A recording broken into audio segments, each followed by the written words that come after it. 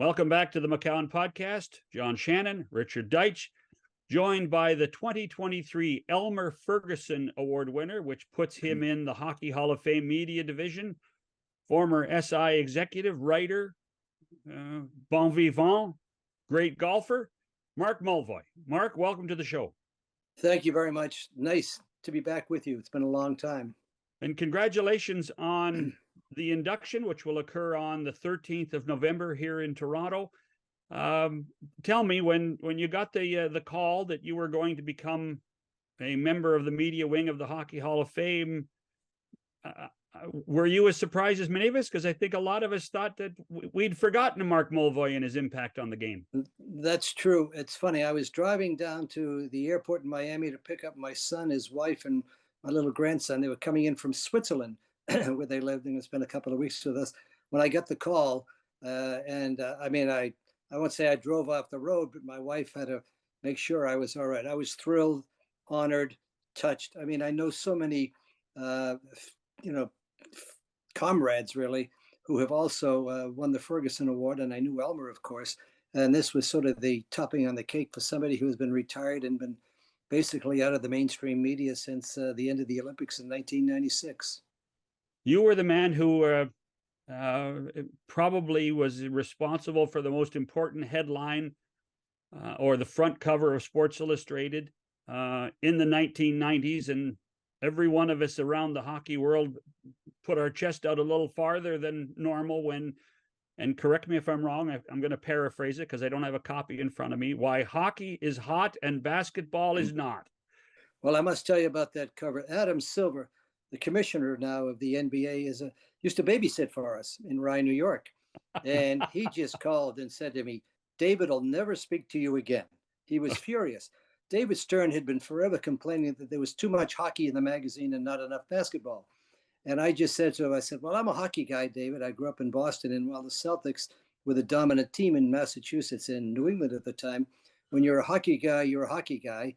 And the fact of the matter is, what happened at that time, I forget who the NBA had in the playoffs, but, the Rangers were hot. And, let's face it, when teams in New York are hot, Madison Avenue and the networks get involved, it's fantastic. And that's the reason he wasn't happy with it. But David was never happy with what he perceived to be the lack of coverage I gave to his game, and which was sort of laughable in some ways because they got a heck of a lot of coverage in the magazine. Why the NHL's hot and the NBA's not. Right. Let's get this here. Looks like June 16th, maybe. No? In 1994, it was the New York Rangers and the Vancouver Canucks in the Stanley Cup final. But you know what I'm looking at? Look at these. Actually, what I'm looking at, Mark, is they did it again in the 2000s. They totally hijacked your cover and then switched it, calling the NBA hot now and the NBA and the NHL not. I'll get the old cover. Look at that. Well, that's the modern day generation, Richard. It's not us old guys who grew up in the game who, used to, as kids, used to go into the Boston Garden. There was a great usher named Tom Tweedy. He let us, all of us kids, in for nothing, and we race up about 4 stairways up to the heavens, park a seat in the aisle, buy the hockey news for about a dime, and wait an hour and a half for the opening face-off. I mean, that was real life back in those days.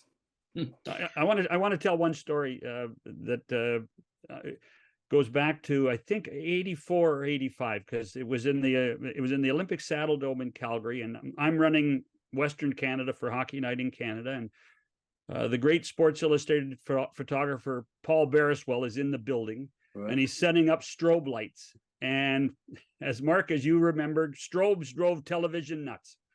And I'm the cock of the walk in Calgary at the time. I'm in my 20s, and I storm into Cliff Fletcher's office and I say, "Cliff, this is unacceptable.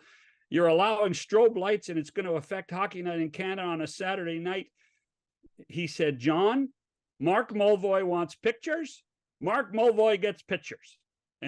There was no discussion. Yeah. Cliff and I have the same birthday, several years apart, 6 or 7 years apart. I talk to him every so often out in Arizona. He's a great guy. But we had an ongoing battle with the NHL over strobe lights. You couldn't shoot color photography in some of those arenas unless you had strobes. Of course, we never even tried to do it in New York because in order to put a plug in, I think you had to hire 42 electricians at triple time for 12 hours. So If we were doing a story in the Rangers and we use strobes, we shoot the game in Pittsburgh or somewhere else like that where you didn't go broke trying to take a picture. But in fact, we were going to do a cover on the Red Wings during their early 90s years when they were maybe 93 or 94. And I didn't do the cover because they pulled the lights on us, and we're going to do it. That's when they were a dominant team with Scotty and all the Soviet players and everything. But the fact of the matter is, and I made the point, and Ralph Mellenby knew the point and everything else, out of a 1 second, there were like 360 frames or something. You lost one frame. I mean, you lost nothing, Ralph. You know what I mean? And anyway, it was a badge of honor with them. And I would say we won it about half the time because people like Cliff and understood we're trying to grow the game in the United States. Canada, the game was already there. And, when the greatest thing that ever happened in '67 when the game went to the West Coast. So Sports Illustrated, with its 22 million readers, suddenly said, this is a global game. This is a national game. And of course, now it's an intergalactic game with games in, in Australia, and they're all running over to Europe, which is what it should be. This really shows the growth of the game. But, in those days, the people who were making the decisions in the game, and this was after Clarence, didn't you used to love it? You needed a quote, you're doing something, you'd call it, Campbell here. He'd pick up his own phone.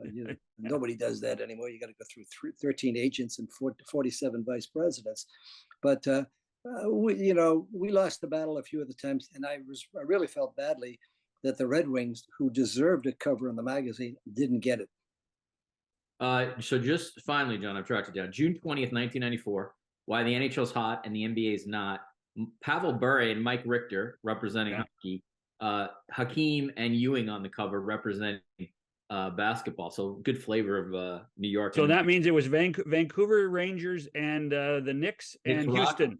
And Houston in the NBA final. Yeah, boy, that's a very memorable cover. So Mark, I wanted to ask you this. You were covering hockey in the late 60s, obviously into the early 70s. And, having observed press boxes in the media today, as John has, you see how many people now cover the game, even in a declining media environment. There's a lot of coverage, whether it's new media or old media. But what was it like in the 60s? Like when you would pop in as like an SI reporter, like were the press boxes filled? Were there less people? Could you give our listeners just a sense of what was that like? Well, there were plenty of people in there, but the greatest difference, Richard, now is, it's what I would call access. It wasn't just me, but you'd go into a story. If I were doing a story on the Canadians, I traveled on the charter with them, or I rode the railroad with them. I remember playing cards with Toe Blake and Busher Curry and Red Fisher and people on going through the Canadian, not the Prairie, but through the Canadian night somewhere, whether it's going to Detroit or wherever it might be, on a train. We had access. I mean, I watched the Super Bowl game in Jean Beliveau's den. When I go do a story in Montreal, for instance, I'd usually have dinner at Scotty's house, Sawallo, quick dinner. Then we get downstairs. He had a patched up sauna, and he had some goofy wiring system. He could pick up the broadcast of 3 or 4 games. So, as he said, I want to see who's skating with Perot and whatever it might be and stuff like that. But we had access. I can remember at practices. I don't know whether they let the press in at practices now, but I still remember one of the great times I'm sitting in the forum with Claude Ruel and a bunch of guys. And I said, hey, Claude, I see you were just up in Shawinigan.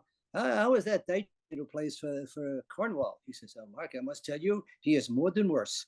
You had that interaction with people. You travel with them. I mean, you paid your way. You weren't a freeloader.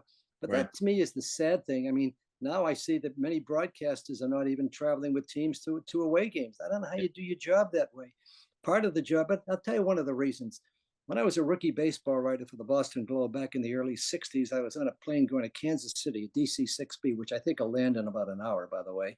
And I was sitting next to Charlie Schilling, the second baseman, a rookie, maybe it's his second year. And he says to me, how much money do you make? Well, I'm 22 years old, traveling around the country on a charter with the Red Sox. You could, I would have done that for free. Maybe not, but and I said, I think I make 5,500, maybe 56, $105 a week or something like that. He says, oh, I said, what do you make? He says, I make the minimum 6,500. Well, in those days, the economic gap between the athlete and the journalist was relatively insignificant. I mean, I was a rookie writer. The other guys were making more.